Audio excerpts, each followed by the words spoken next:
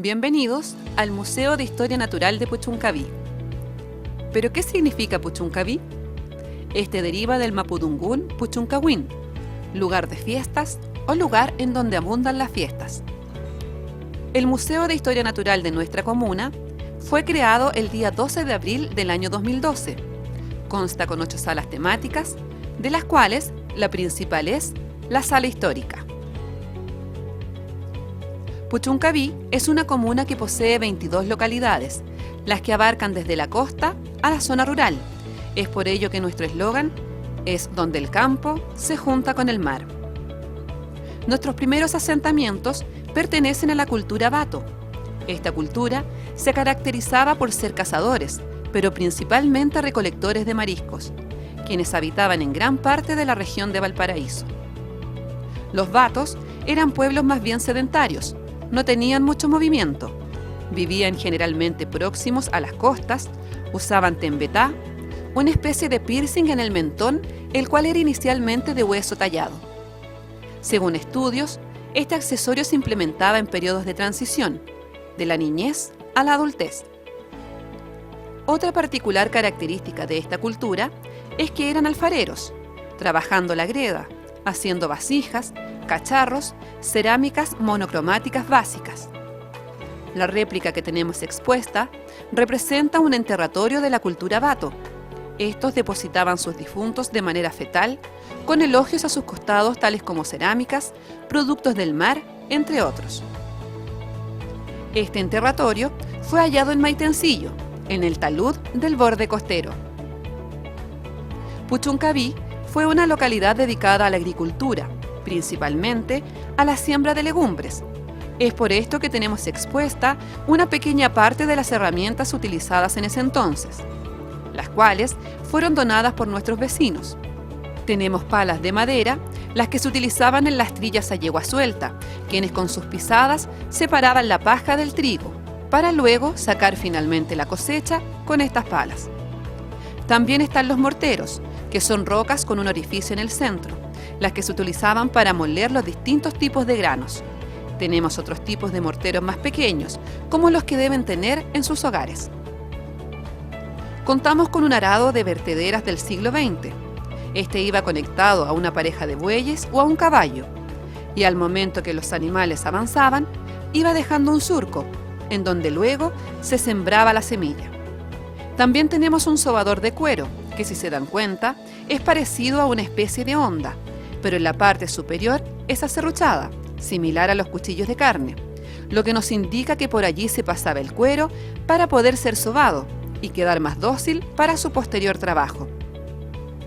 La madera que se ve allí es un chope para extracción de papa, el cual se introducía en la tierra y ayudaba a la floración de las papas a la superficie. Tenemos también marcas de ganado que se utilizaban para identificarlos. Estas se ponían directamente al fuego y luego en el muslo del animal, con las iniciales alfabéticas del nombre de los dueños de caballares y vacunos. Y por último, tenemos las planchas de hierro del siglo XVII, las que se calentaban a carbón para luego ir planchando la ropa. Es importante recalcar la evolución de las planchas. La primera es la de hierro, que ven ustedes acá. Luego viene la que lleva carbón dentro de ella. Y finalmente aparecen las primeras planchas a electricidad. Gran parte del patrimonio cultural de Puchuncaví está ejemplificado en estas imágenes. Las fiestas religiosas que en la comuna se celebran, como Corpus Christi, la Virgen del Carmen, la Cruz de Mayo, San Pedro, entre otras. La segunda imagen es la de la parroquia Nuestra Señora del Rosario, que es una de las diócesis más antiguas de Chile, que data del año 1691. ¿Pero cómo sabemos esto? Debido a un acta de bautismo que tenemos la imagen acá, pero que usted puede encontrar in situ en dicha parroquia, y que nos indica que en esa fecha se bautizó al primer indio de la cultura Bato. La parroquia ha sufrido algunas modificaciones con el pasar del tiempo, esto debido a los diferentes movimientos telúricos que han afectado a Chile. Pero así también se han desarrollado mejoras. Por ejemplo, el altar que sostiene la cruz de la iglesia antiguamente era de bronce y hoy en día es de cobre. Y la tercera imagen que podemos ver es de la caleta Orcón, que fue muy conocida por el movimiento hippie por allá en los años 60. La placa que tenemos expuesta representa lo que fue anteriormente el monumento al general José Velázquez Borges, hijo ilustre de la comuna de Puchuncaví por muchos años y quien combatió en la Guerra del Pacífico junto a Arturo Prat. Se destaca principalmente las balas de cañón que vemos expuestas, las cuales son originales de la época. Finalmente, alrededor de la sala se puede ver información de lo que fue el campo de concentración Melinca, que entre los años 1971 y 1973, bajo el gobierno de Salvador Allende, partió siendo un balneario popular para las personas de escasos recursos. Pero en el año 1974, este recinto pasó a ser un campo de concentración de presos políticos, en donde hubo aproximadamente 119 personas. Estos, en el año 75, hicieron la primera huelga de hambre, para así llamar la atención a las autoridades y para que los grabaran e informaran sobre ellos. De este modo, desmentían el rumor de su muerte. Bueno, también tenemos imágenes que representan la historia de Puchuncaví, como los famosos viajes en carreta, las casas de zorro o el rodeo. Sala de entomología. Esta sala explica el estudio de los insectos y arácnidos. Los arácnidos tienen 8 patas y se dividen en 2 partes, cabeza junto al tórax y abdomen. No tienen antenas, no tienen alas y las crías tampoco tienen metamorfosis, es decir, nacen con una forma definida. Mientras tanto, los insectos tienen 6 patas, se dividen en 3 segmentos claramente definidos, como cabeza, tórax y abdomen. Tienen antenas como principal órgano sensorial, poseen alas, y las crías de los insectos se van desarrollando durante la metamorfosis simple o completa, como por ejemplo la mariposa, que nace en un capullo, luego se transforma en oruga y finalmente desarrollan sus alas. Lo que más llama la atención de esta sala son las maquetas que se encuentran a su alrededor, las cuales no están solo para embellecer la sala, sino para explicar cómo eran las especies en la prehistoria. Por ejemplo, la meganeura está a tamaño real, como era en la prehistoria. Esta especie vivió hace 300 millones de años atrás. Durante el periodo carbonífero tenía un tamaño de 75 centímetros de largo, tal como se aprecia en la maqueta. Su envergadura se puede explicar, ya que gracias al exceso de oxígeno que había en esa era, las especies podían crecer y desarrollarse de forma mucho más grande. Sala de paleontología. Esta sala le dio vida al museo, ya que la mayoría de los fósiles que tenemos acá pertenecen a hallazgos realizados en los geositios de nuestra comuna. Como se pueden dar cuenta, acabo de nombrar geositios, y para los que no saben, en la comuna de Puchuncaví contamos con 5 geositios reconocidos por la Sociedad Geológica de Chile, de los cuales 4 de ellos están protegidos por la Ley 17.288 de Monumentos Nacionales. Esto se debe a que en estos podemos encontrar hallazgos paleontológicos o arqueológicos. ¿Qué significan estos términos? Por ejemplo, podemos encontrar en ellos algunas puntas de flechas, manos de moler, cerámicas, conchales indígenas que representan la arqueología. Y también podemos encontrar algunos fósiles del reino animal y o vegetal, tales como bivalvos, gasterópodos, huesos de ballena, que entran en el término de la paleontología. Los 4 geositios que están protegidos por Ley de Monumentos Nacionales son el Jurásico de San Antonio, acantilados de Quiriyuca, Playa Larga de Orcón y el Yacimiento Paleontológico de los Maitenes. El geositio que no está protegido por ley, pero sí reconocido por la SGC, es el Arco de Rocas de las Ventanas. El término geositio significa en pocas palabras que es un lugar que tiene un interés o alto valor paleontológico, geológico, arqueológico, histórico, paisajístico, entre otras terminaciones. Lo que podemos ver en la vitrina principal, bajo el vidrio, es un fósil de un fragmento de mandíbula de ballena, la que fue encontrada en el yacimiento paleontológico de los Maitenes.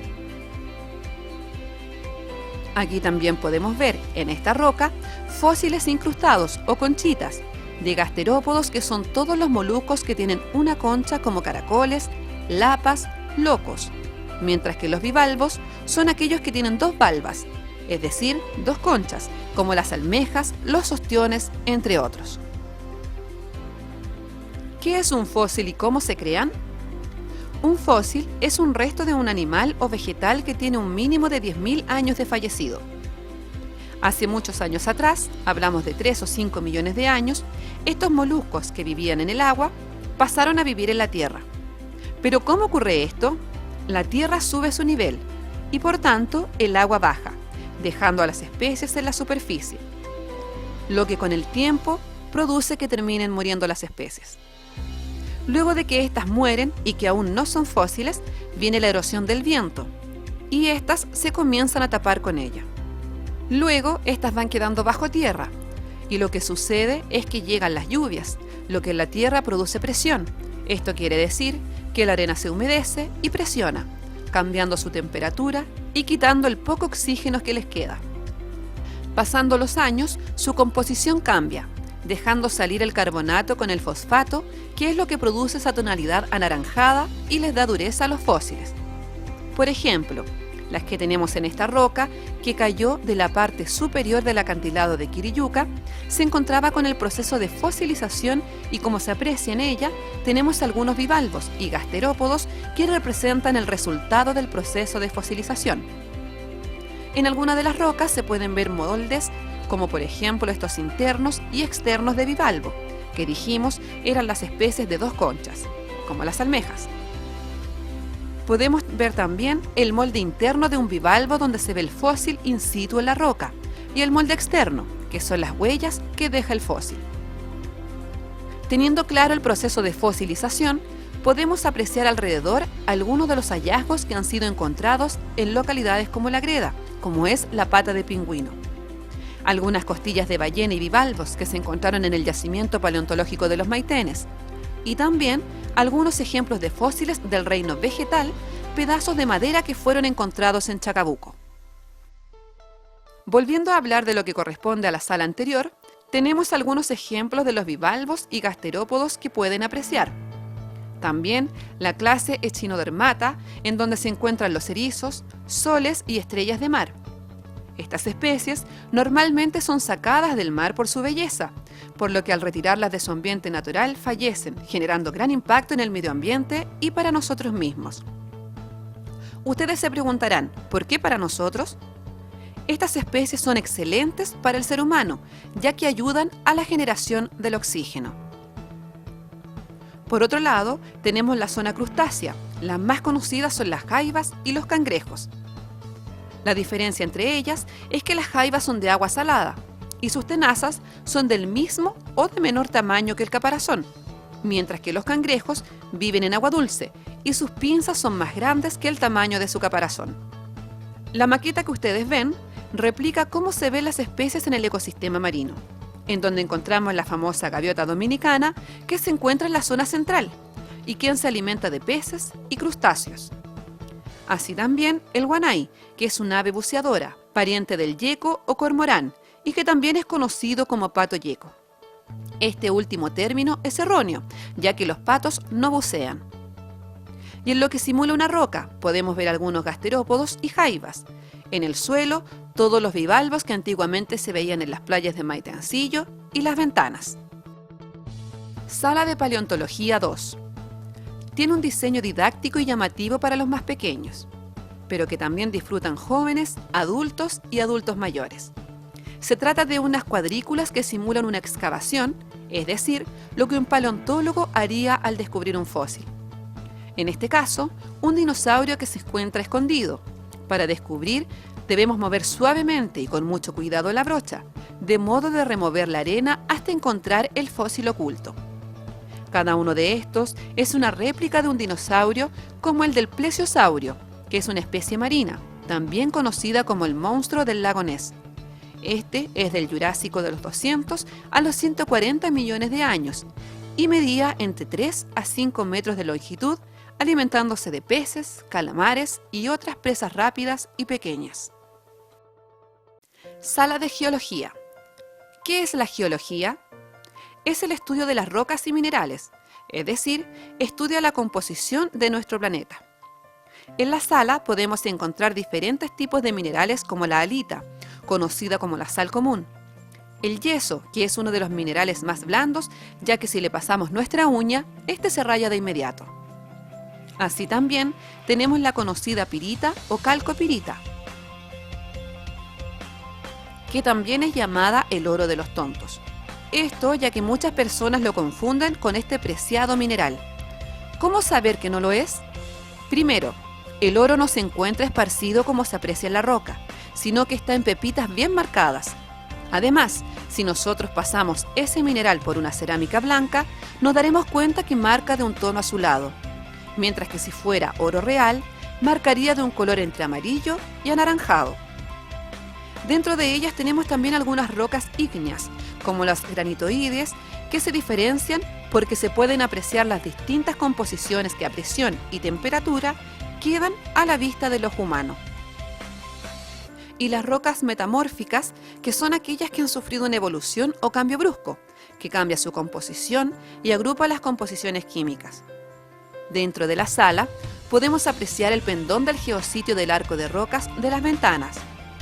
Este arco se produce producto de la interacción eólica y marina con estructuras geológicas que son las llamadas fallas.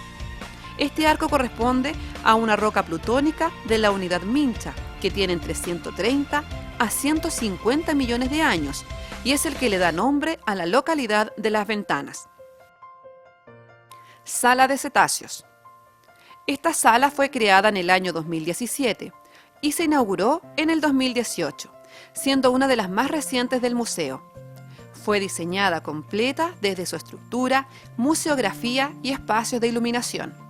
El fósil expuesto es un cráneo de ballena del orden Balaenopteridae, que fue encontrado en una de las empresas que se encuentran en el cordón empresarial del borde costero, que va desde Las Ventanas hasta Quintero.